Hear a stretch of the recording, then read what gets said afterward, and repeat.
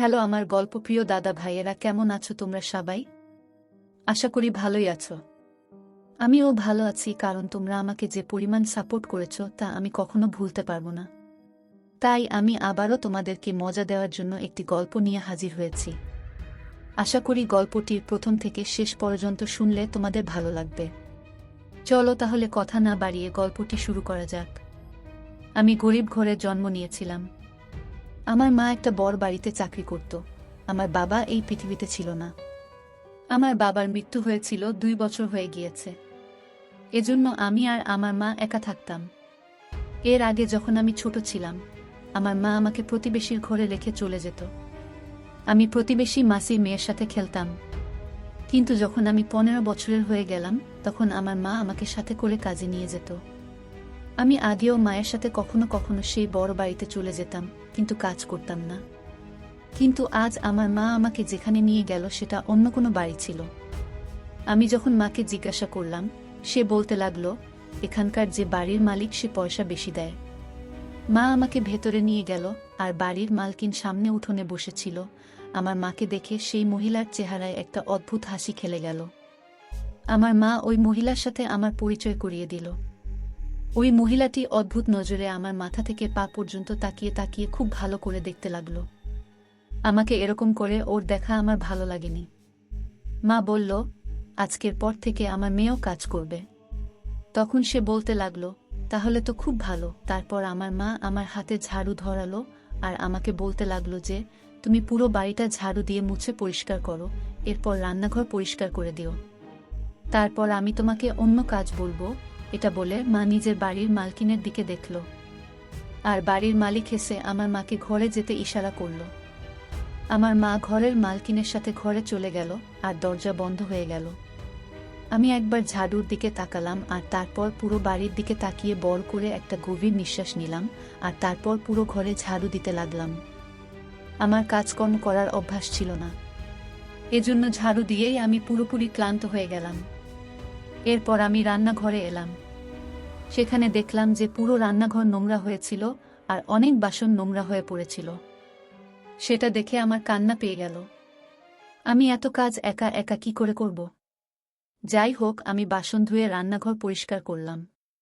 কিন্তু তার সাথে আমি এটাও ভাবতে লাগলাম যে মা সব কাজ তো আমাকে করতে বলে দিল, তো মা ঘরে গিয়ে কি করছে?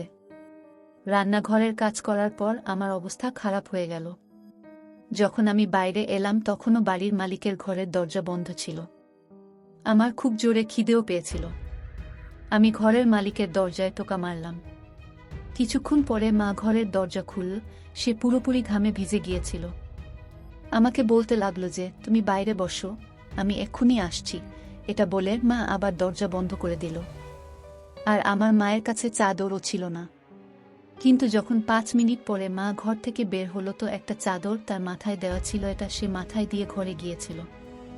বাইরে আসা মাত্র সে সাথে সাথেই দরজা বন্ধ করে দিল, আর আমাকে নিজের সাথে করে নিয়ে বাইরে বেরিয়ে আসলো। মায়ের চোখ ফুলে গেছে দেখলাম, যেন মনে ছিল যে সে ঘর থেকে কেঁদে বের হয়েছে। আমি এটাই ভাবছিলাম যে মা সেই বাড়িতে কোনো কাজও করল না। সে তো পুরো দিন ঘরের মালকিনের সাথে ঘরের মধ্যে থাকলো, সব কাজ তো আমি করলাম। কিন্তু আমার মাকে দেখে তো এমন লাগছিল যেন সে ভীষণ ক্লান্ত। কি জানি কি এমন কাজ সে করল। আমার মা আমাদের বাড়িতে গিয়ে সব থেকে আগে নিজের ঘরে চলে গেল আর দরজা বন্ধ করে নিল। আমার তো খুব জোরে খিদে পেয়েছিল, আর খাবারও কিছু ছিল না। মা আমায় প্রতিবেশীর কাছ থেকে সবজি আনতে বলল। আমি প্রতিবেশীর কাছ থেকে সবজি নিয়ে আসলাম, আর ততক্ষণের মধ্যে আমার মা আমার জন্য রুটি বানিয়ে নিয়েছিল। রাতের বেলা মা মুরগির সালান বানাল, যেটা আমার ভীষণ ভালো লাগলো। আর আমি তা খুব ভালোবেসে খেলাম। আমার মা আমার জন্য সকালবেলা সেই মুরগির সালন রেখে দিয়েছিল। ম্যাচ বলতে লাগলো, কাল ঘরে এসে আর রান্না করতে হবে না, আমি কাজ করতে যাওয়ার আগেই রুটি বানিয়ে রেখে দেব। আমি বললাম, মা আমি কাল তোমার সাথে কাজে যাব না। আমি ওখানে যাব না, ওটা অনেক বড় বাড়ি, আমি ওখানে কাজ করতে পারব না। আমার মা আমাকে বলল যে, তুমি এখন বড় হয়ে গেছো, এজন্য এখন থেকেই কাজ করার অভ্যাস তৈরি করো। জিনিসপত্রের দাম দিনের পর দিন বেড়েই চলেছে। এরকম অবস্থায় আমি একা ঘরের খরচা করে চালাতে পারছি না। মায়ের অসুবিধা শুনে আমি চুপ করে গেলাম। কিন্তু এখন তো এটা প্রতিদিনের কাজ ছিল। মা মালকিনের সাথে ঘরে চলে যেত আর সমস্ত কাজ আমি করতাম। আমার তো ওখানে গিয়েই রাগ হতো। আর আমার এই ব্যাপারটা ভীষণ অদ্ভুত লাগতো যে মা যখন ঘরের বাইরে আসতো তখন পুরো ঘেমে যেত আর তার চোখ লাল হয়ে যেত আর সে ক্লান্ত হয়ে যেত। একবার আমি মাকে বলে দিলাম, মা তুমি তো কোনো কাজই করো না।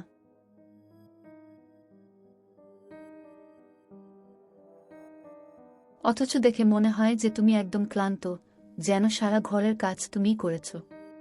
তখন সে বলতে লাগলো যে আমি কোথায় বা আরাম করতে পারি, আমার কাজ তো। এটা বলে সে চুপ করে গেল। তারপর একবার লম্বা নিঃশ্বাস নিল আর বলল, দারিদ্র্য একটা বড় সমস্যা, যেই ঘরে দারিদ্র্য আসে তাকে বরবাদ করে ছেড়ে দেয়। আমি এটাই ভাবতে লাগলাম যে জানি না মা এত কঠিন কঠিন কথা কোথা থেকে শিখেছে। আমার মা ভীষণ সুন্দর ছিল, কিন্তু মা সেই সমস্ত খাবার খাওয়াতো যা আমি আশা করতাম না। আমরা দারিদ্র্যের মধ্যেও ছাগলের মাংস খেতাম। যখন আমি মাকে জিজ্ঞাসা করতাম সে কেন এত দামি মাংস তুমি কিনছো, সে বলতে লাগলো, তুমিও তো আমার সাথে এত মেহনত করে রোজগার করছো, তোমার ভালো খাওয়া দাওয়ার প্রয়োজন আছে। মা নিজে কখনো ভালো খাবার খেত না, আমাকে পেট ভরে রান্না করা মাংস খাওয়াতো আর নিজে যেটুকু বেঁচে থাকতো সেটুকুই খেত। কখনো কখনো আমি ভাবতাম যে একই রকম জিনিসপত্র বাড়ার মরশুম, যখন কিনা আমার মা নিজে খায় না অথচ আমি খেতে পারি। আমার মায়ের সৌন্দর্য আস্তে আস্তে কম হতে লাগলো। আর একদিন আমার চোখ যা কিছু দেখেছিল, আমার নিজের চোখের উপর নিজেরই বিশ্বাস হচ্ছিল না। আমার মা প্রায়ই নিজের ঘরের আলমারি বন্ধ করে রাখত, তালা দিয়ে রাখত, আমাকেও বারণ করত যে আমার আলমারিতে যেন তুমি হাত দিও না। কিন্তু আজকে সে ভীষণ তাড়াহুড়োয় ছিল। আমি বড় হয়ে গিয়েছিলাম, তাই মা আমাকে বলতে লাগলো যে তুমি এবার থেকে চাদর গায়ে দিয়ে যেও। আমি মায়ের আলমারি থেকে নিজের জন্য চাদর বের করতে গেলাম, তো ওখানে কাপড়ের নিচে এমন জিনিস আমি দেখলাম যে আমার হৃৎপিণ্ড যেন স্পন্দিত হওয়াই ভুলে গেল। আমার হৃৎপিণ্ড যেন থেমে গেল। আমার মা আমাকে বাইরে ডাকতে লাগলো। আমি চাদর নিলাম আর ঘরের বাইরে চলে এলাম। মা আজ আবার সেই মালকিনের ঘরে গেল। আমার আজ কাজ করার ইচ্ছা একদম ছিল না। আমি ভাবলাম যে আসলে মালকিন আমার মাকে কেন ঘরের ভিতরে রোজ নিয়ে যায় আর ৩-৪ ঘন্টা ধরে আমার মাকে দিয়ে কি কাজ করায়। আমি আজকে এই বাড়ির পরিষ্কার করার কাজ মন থেকে করিনি, একটু একটু করেই সমস্ত কাজ করেছিলাম আর মালকিনের দরজার কাছে গিয়ে দাঁড়িয়ে রইলাম। আর তারপর আমি ডান দিকে আর বাদিকে দেখলাম যে আমাকে কেউ নজরে তো রাখছে না, যাতে আমি ভিতরে যেতে পারি আর দেখতে পারি। কিন্তু সেখানে কিছুই ছিল না। এরপর আমার নজর পড়ল দরজার একটা গর্তের উপর। আমি ওই দরজার গর্ত দিয়ে তাকিয়ে ঘরের ভিতরে দেখতে লাগলাম। আমি দেখলাম যে ঘরের আলো বন্ধ ছিল।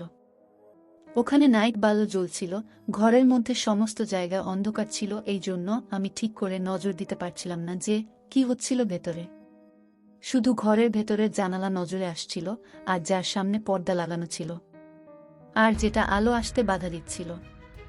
আমি বেশ কয়েকবার মাকে জিজ্ঞাসা করেছিলাম যে মালকিন তোমাকে ঘরের ভেতর নিয়ে গিয়ে কি কাজ করায়, কিন্তু আমার মা প্রত্যেকবার কথাটা এড়িয়ে যেত। কিন্তু এবার আমিও ঠিক করেছিলাম যে যে কোনো উপায়ে আমি এই ব্যাপারটা জেনে তবেই ছাড়ব। আমি এখনো ওই গর্ত দিয়ে ভেতরে দেখছিলাম, আর তখনই আমার মনে হলো কেউ যেন আমার পিছনে দাঁড়িয়ে আছে। আমি ব্যাপারটা এড়িয়ে যাচ্ছিলাম যে মালকিনের ঘরে তো কেউ নেই, তাহলে কে হতে পারে। তখনই কেউ আমার কাঁধে হাত রাখল। আমি তখন খুব বাজেভাবে ঘাবড়ে গেলাম আর হঠাৎ করেই পেছনে সরে গেলাম। আমার হৃৎপিণ্ড এমন হয়ে গিয়েছিল যে যেন তা স্পন্দন করতে ভুলে গিয়েছিল। আমি পেছনে তাকাতেই সামনের যুবকটি আমার দিকে তাকিয়ে রইল। আমি খুব বাজেভাবে ভয় পেয়ে গেলাম। আমার এখানে কাজ করার 1 মাস হয়ে গিয়েছিল, কিন্তু তখনও পর্যন্ত আমি এরকম কোনো ছেলেকে এখানে আসতে যেতে দেখিনি। ওই ছেলেটির হাতে একটা ব্যাগ ছিল। ও আমাকে বাঁকা নজরে দেখতে দেখতে বলল, এই মেয়ে আমার মায়ের ঘরে, তুমি কেন উকি ঝুঁকি মারছ? আমার তো এমন মনে হলো যেন আমার আওয়াজ গলায় আটকে গিয়েছে। আমি উল্টোপাল্টা যা মনে আসলো বলতে শুরু করলাম। কিচ্ছু না, আমি ওটা আমার মা।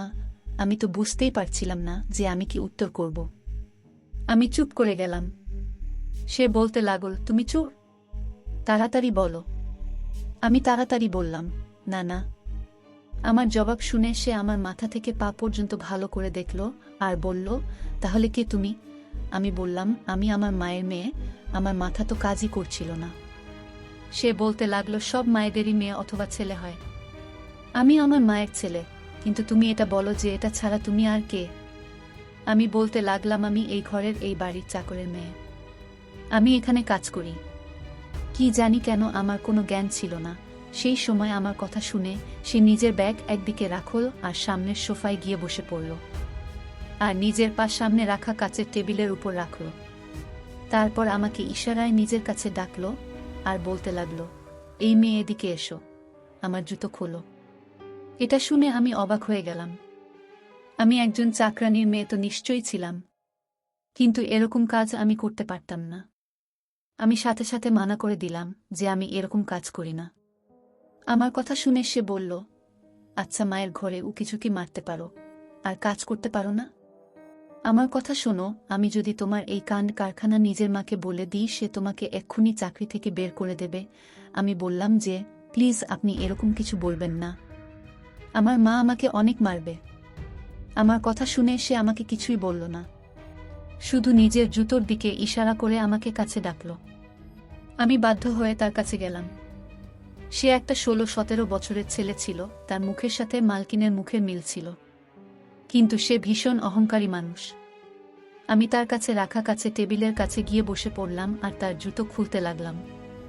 আমি যখন তার জুতো খুললাম আর তার একদিকে জুতো দুটো রেখে দিলাম, সে আমার কাছে এক গ্লাস জল চাইল। আমি রান্নাঘরে গেলাম, প্রথমে নিজের হাত ভালো করে ধুয়ে নিলাম, তারপর ওই ছেলেটাকে জল দিলাম।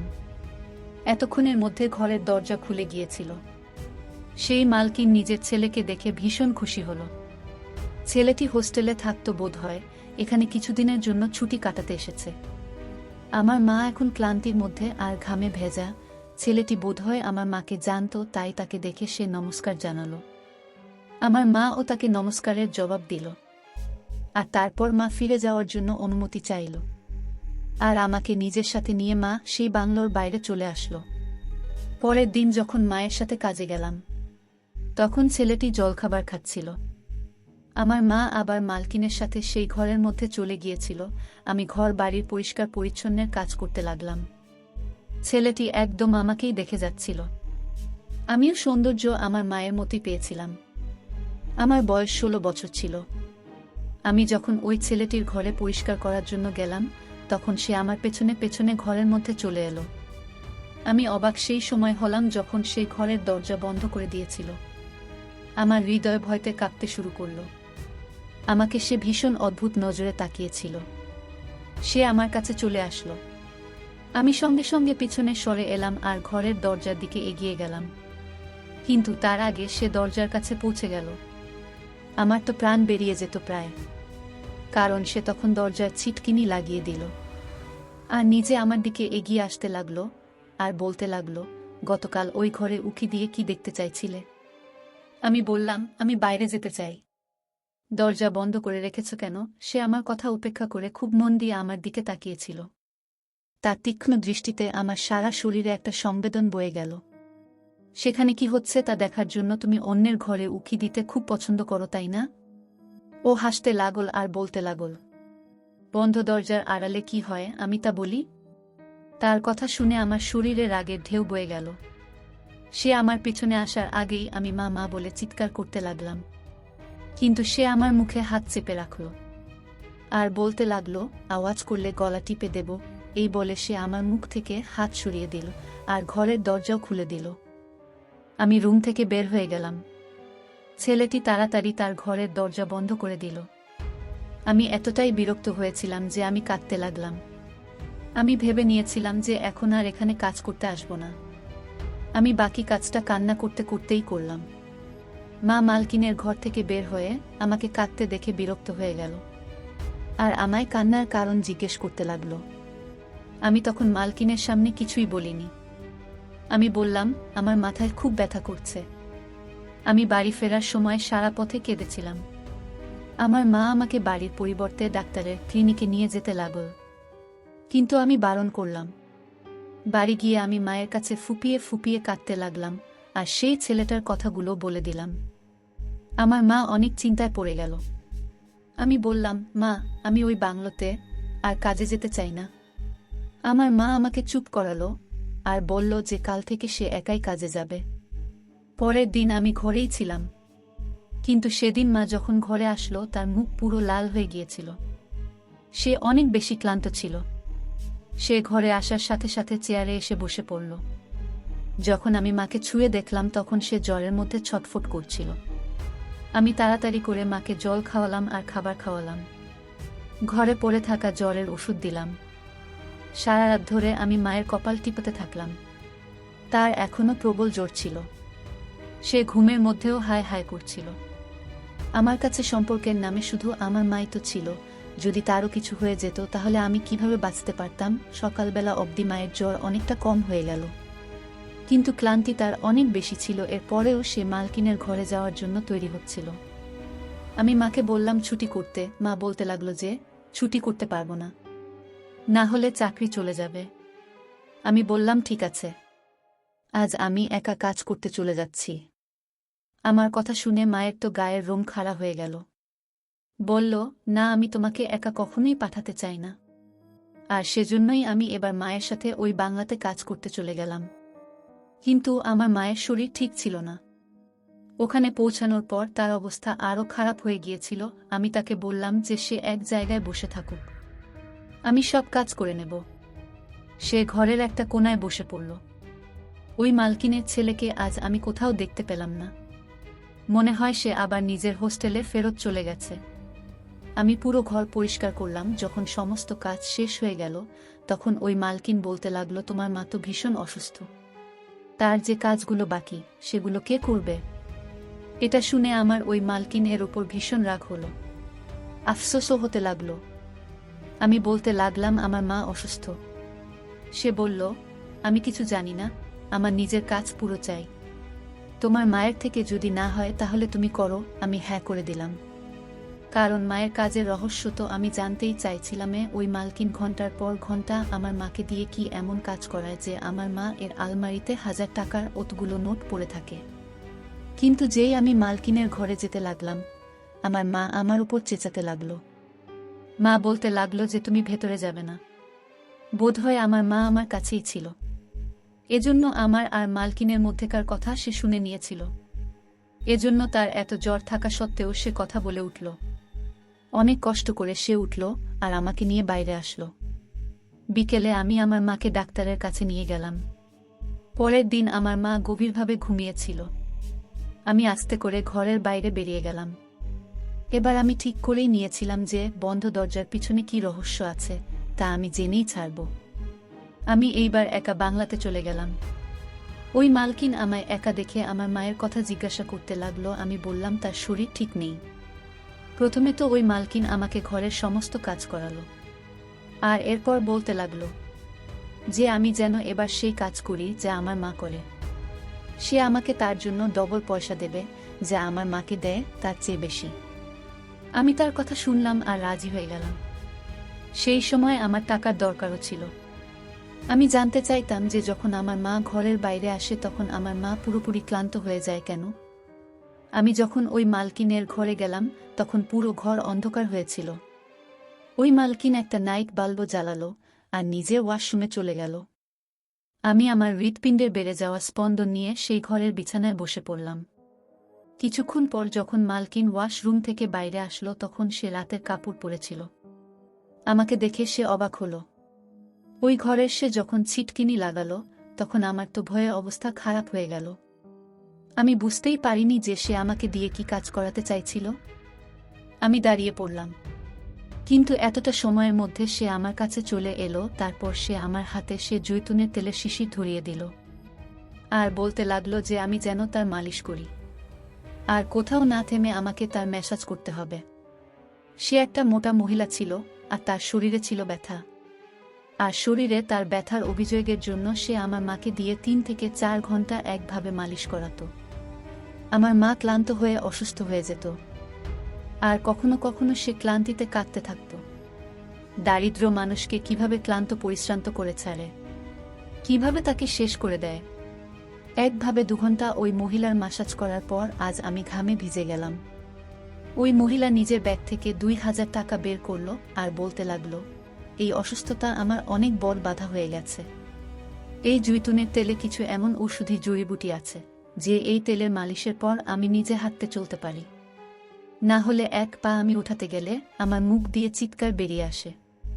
তারপর সে বলতে লাগলো, আমাকে তোমার মা বলেছে যে আমার ছেলে তোমার সাথে বদমাইশি করেছে। আমি এই ব্যাপারে ওকে অনেক বকেছি, আর তোমার থেকেও আমি ক্ষমা চাইছি।